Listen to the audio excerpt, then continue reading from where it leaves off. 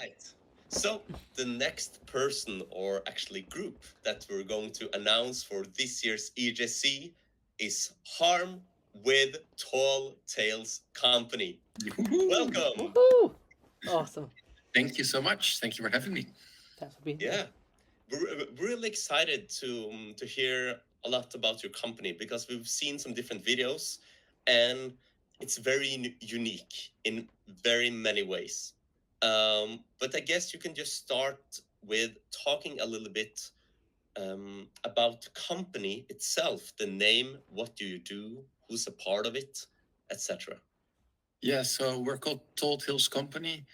I graduated from Codarts Circus Arts in Rotterdam in 2012, and I graduated as a juggler and doing hand-to-hand. I started doing hand-to-hand in my third year at school. And so afterwards, me and my partner, Maartje, when we graduated, we created the first show and called ourselves Tall Tales Company because we were very tall, as Dutch people are, and we use circus as a storytelling device, or we create narrative circus. So that was the reasoning behind that, and the company has grown quite a bit since. We have a studio in Rotterdam. We're performing a couple of different shows simultaneously, and there's about 60 odd people involved somehow. And so it's not just juggling. It's some shows don't have any juggling in it. Some have only juggling in it. Mhm. And we're performing in theaters, festivals, a lot in the Netherlands and the surrounding countries, but more and more in other places as well. Wow. Cool. Yeah, because when we saw some of the videos that we got sent, and also after I've checked out the Instagram page and more, it seems like it's almost an art exhibition in a way. That's I feel like, oh, you stand there, you stand there. You can walk around and look at it, listen to it. Yeah, that's Um, true. Yeah, okay. Can you talk a little bit about this? How you can do it as an art exhibition? Because that's at least very new for me. Yeah, definitely. Yeah. We'll be presenting material that comes from a project called Square 2. Well, the project had many different versions, but basically what happened is that we were on a birthday party and we saw a sculpture, and it was a wooden sculpture, like a line through space that somehow formed a cube. And I was like, if a juggler would make sculptures, this would be it. You know, it just looked somehow like a juggler made that sculpture. And I was so fascinated that I asked the host, so do you know who made that sculpture? And they were like, well, you are super lucky because the name of the artist is Don Satijn, and he's right over there in the corner. So I went up to him and we started chatting, and Maartje was there, and for the next 2 hours we just chatted about visual arts and juggling and patterns and codes, because it turns out that all of his art is very much pattern and code based. And then we said, well, juggling is pattern and code based, and wouldn't it be amazing if we could somehow translate his visual art to juggling, or translate our juggling to visual arts? And you said, yeah, that would be great. And then a couple of years later, I don't know, there was the Circus Festival that said, do you have any ideas that might be a little bit out there but are very interesting? And we said, well, we have this one idea that we had a couple of years back, and I said, great, let's do it. And so we created a first piece for the Circus Festival in Rotterdam, and then it took a life on its own after that. Yeah, this is really cool. And also, I'm wondering, because I heard, I'm pretty sure at least that you or someone else called out different numbers while kind of pointing at this cube. Yeah. For me as a juggler, it sounded like side swaps. Yes. Yeah, definitely. Was it? Yeah. So we Okay. we really worked for 2 years. We worked and we researched, can we translate his work into juggling, but also can he make works based on our patterns? And then since he was already so much, you know, when you saw the works, they felt already like juggling patterns, and So we created sculptures. That the one you saw, I think, is 411, 411, 313, 1411, which is a simple two ball pattern. Yeah. And he used lines in different different sizes. So imagine cubes, right? If you stack 4 cubes, that's a line of 4 cubes, right? Okay. 3 cubes, and with those, so it's 4 1 1 4 1 1, and like this, the line snakes through space. Okay. So That's how many cubes it is in a row is the number. Exactly, and so for different artworks, we used varying methods. So some are 2-dimensional, some are 3-dimensional. He created, he made a portrait of us. He's been making many portraits in numbers, using bank accounts and using, he says we are our codes, basically. When we communicate with people, we're no longer asked for our name if you communicate with, I don't know, the government or doctors, or they ask for our codes. So that's who we are, really. So he based loads of portraits and self-portraits on the codes that people have, and then older people, they have smaller portraits because less codes, and the younger people, they have huge amounts of all kinds of client numbers and different bank account numbers. And so he also made portraits of us in prime numbers that then within the portrait, there's lots of side stock you can discover that are also in the piece. So yeah, lots of fun. 2 years of very intense, very nerdy research about codes and visual arts. Well, that is so interesting. This is a completely new part of juggling and also just art creation. Yeah, I've never seen anything like that. Yeah, it's been really nice, and we've had a couple of different iterations of the project. It started with Square 1, which was really, the research was, can we translate juggling to visual arts and vice versa? And then we said, this is great, but it's very much about the aesthetics of it. Whereas, especially Don's work, it's very much about the roles that codes and algorithms play in society, for better and for worse. So the beauty of all these patterns, but also how they can somehow imprison us, or how they can feel, and all the connotations there are with privacy and being followed and being controlled. I said, well, that's also something that would be super interesting to speak about. So that became Square 2, and then we wanted to premiere Square 2. And for Square 2, we worked with a poet so we made all these scenes, right? And the audience walks around and sees living juggling sculptures. That's what we call them. Basically, that's probably what I saw in the video. Yeah. And we invite the audience to look at juggling as if it is visual art, but they're still 3-4 minute scenes. But then paired with a little poem, you read those scenes differently. So it's no longer just about the visuals, but it's about the content. And then COVID came. So we created a digital version, Square 2.0. This is that far back. It's that far back. Yeah. It's been going on for a while. Yeah. And so in COVID, we created the digital version where you follow a route in your house. And then after COVID... Wait, how? How do you do that? Yeah, sorry. I mean, it's a lot, isn't it? There's so many, like a VR headset and stuff. Yeah, we would have loved to. We played around with the idea, but it was too complicated, and we wanted everybody to be able to do it.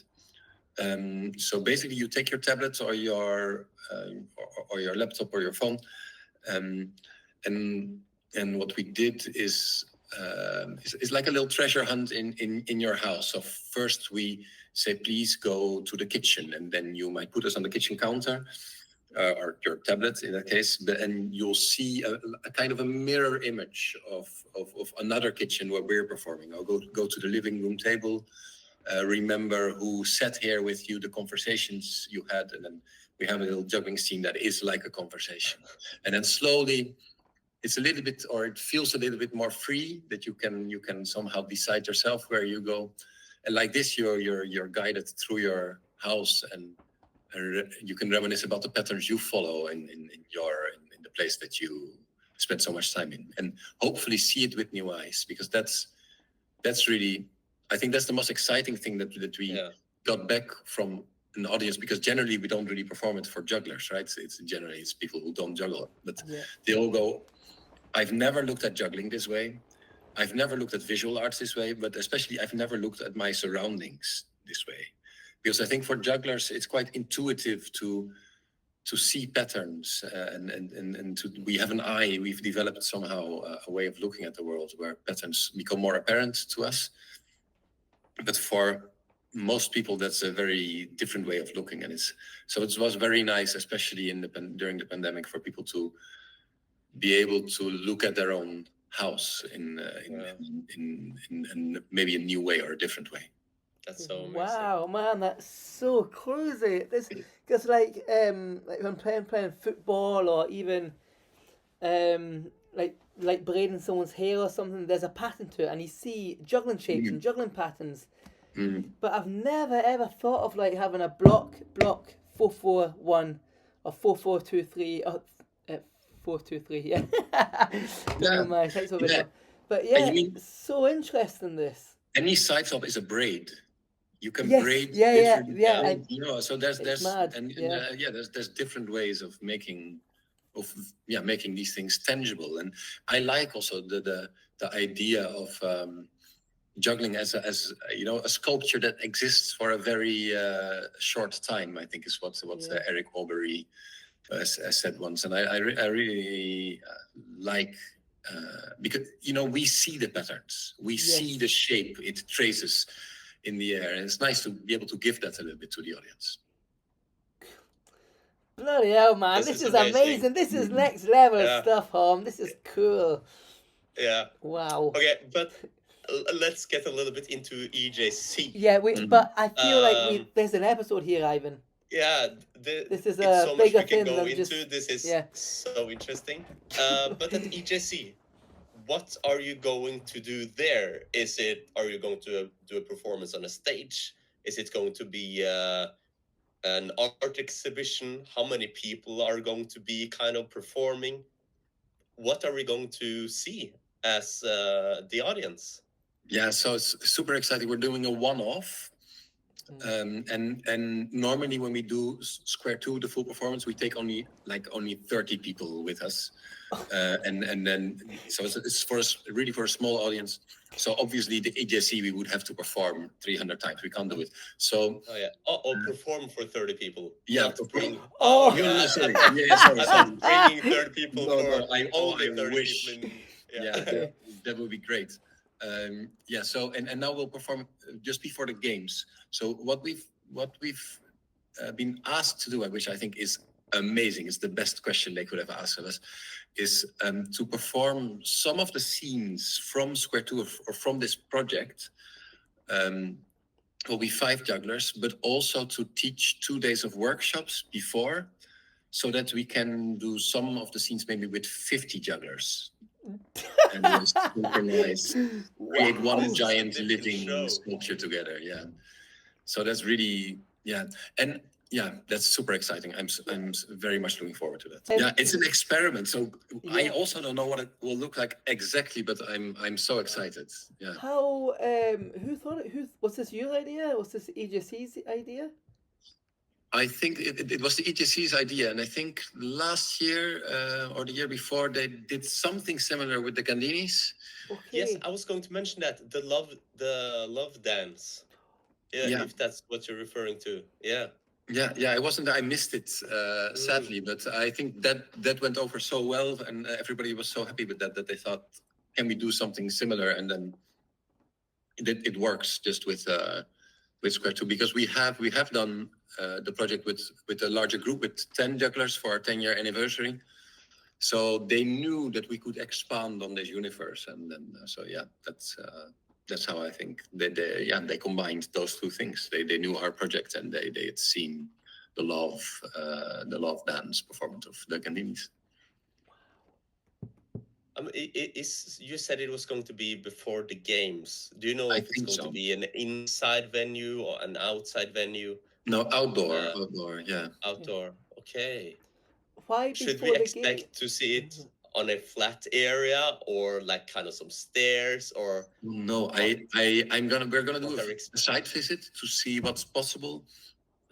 and we'll adapt on site. But I think, yeah, normally we really try to use the environment and use distances and use, put people far away. But then the audience is quite flexible in where we put them, right? And when we have maybe 1,000 people at the games, we can't ask them to move 5 times for 5 different scenes. So I think we're going to keep that relatively simple and really make it about the piece. Anyway, I think the beauty, there's so much at the core of it. It's a very rich thing, but then in the end, the scenes we created, they also have a nice simplicity to it that I think, yeah. So it's very rich in content and all these ideas behind. But then I also like that it's very pure and simple and visual and visible what's going on. So Yeah, I think like you understand it. Yes. What we're seeing. Yeah. Yeah. Because in one of your videos, you used like stairways and different levels, and your guys juggle 5 balls and different. Yeah. So you just have to improvise. You get to the venue, like, okay, let's do this. That's a good idea.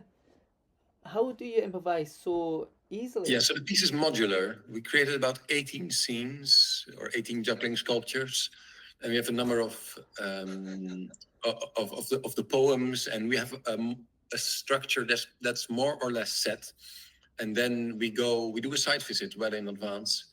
Okay. And we decide on the routes we're taking through the building, as well as on more or less which scenes go where, and then we go there a day or 2 days early and we rehearse and we adapt the scenes on site. So if there's beautiful stairs that we can use to play with perspective, then we'll use them. Or if we can put a juggler on a roof somewhere or in the distance or with the people around, or if there's already geometric shapes in the architecture, we'll try including those in the piece.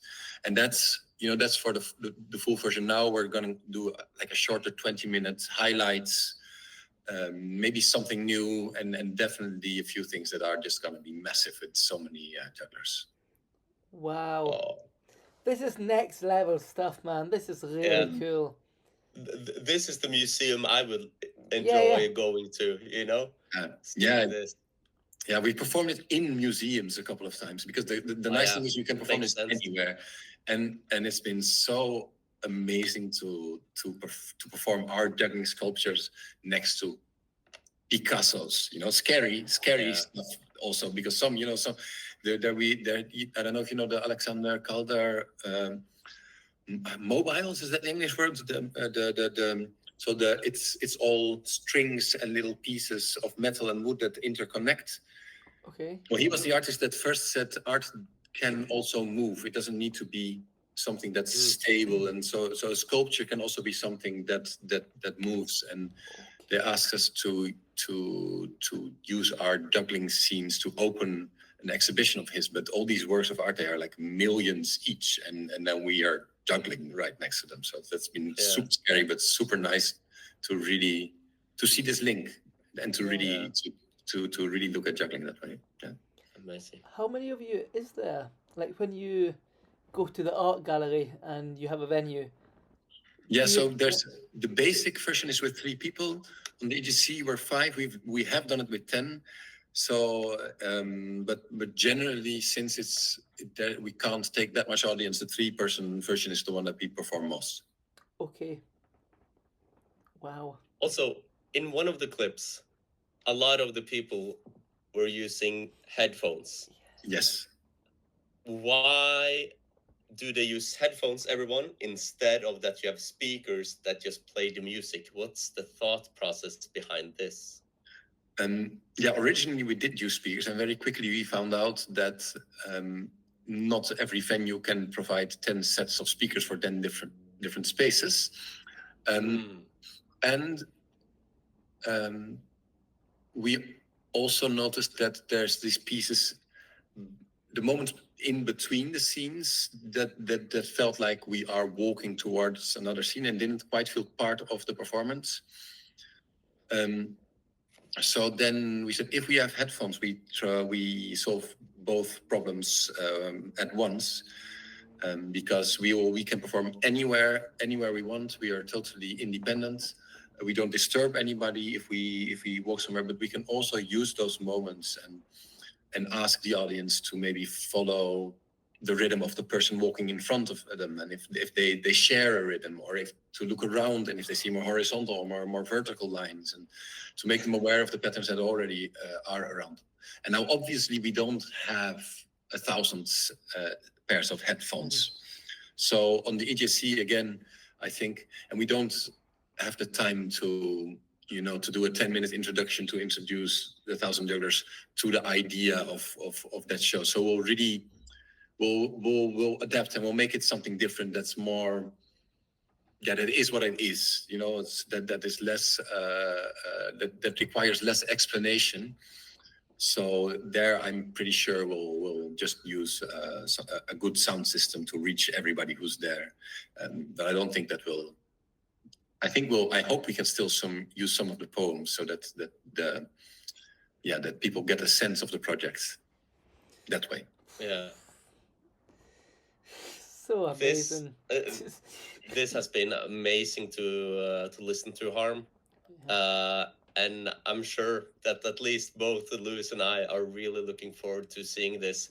And also, I would really enjoy coming to an actual venue and see this for myself as well. This is, what to say, creativity and innovation within juggling on a high level. And it sounds really amazing. Thank you so much. Yeah. All right. That's it for this interview.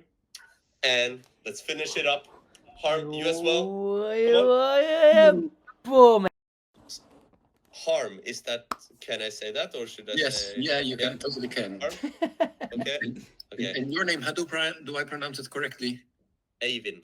Avin. Yeah. And you pronounce my name as Anthony Gatto. I see. Yeah.